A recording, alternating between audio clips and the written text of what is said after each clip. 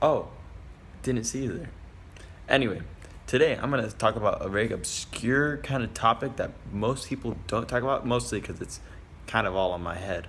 Um, but if you think about improvisation like a game, right? It opens you up to a whole different world of trying to create new skill levels. So in a way, think about it this way: what are the main two things in music? There's notes, and then there's rhythms, right? But then, so if you take all music is just notes and rhythms, then that could be true. But what about articulations? And so, articulations is a whole different subject.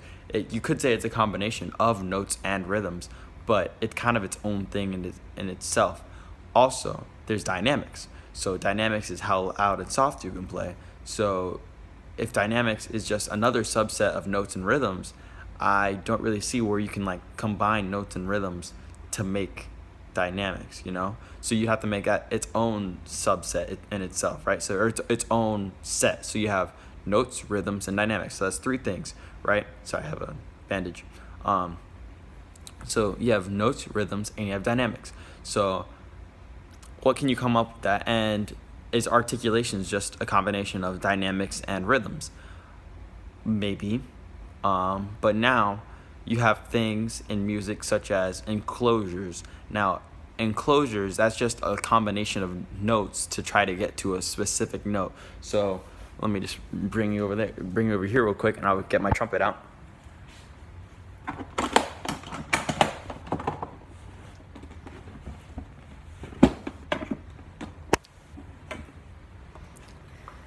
So an enclosure would be something like, and try to find a B.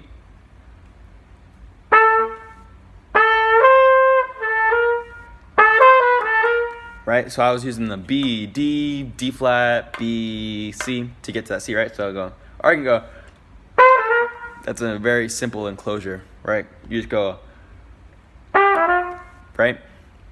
Anyway, so all you could say that enclosures could be its own like set, or it could be a subset of notes.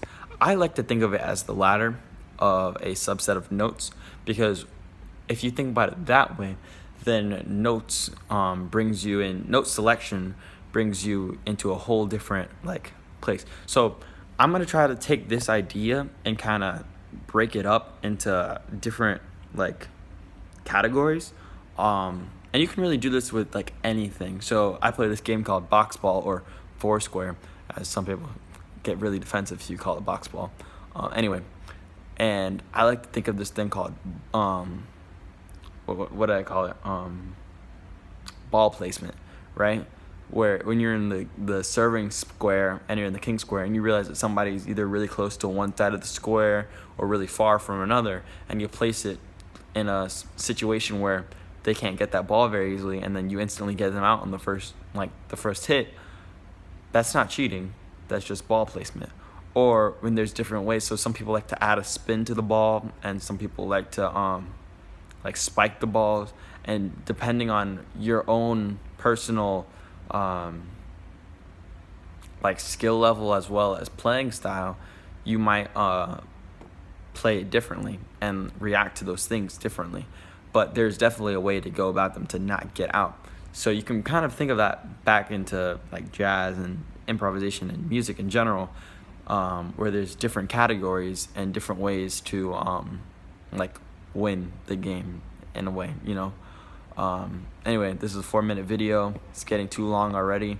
I'm basically just introducing a topic, and I'll get back to you later on. And remember, stay snazzy.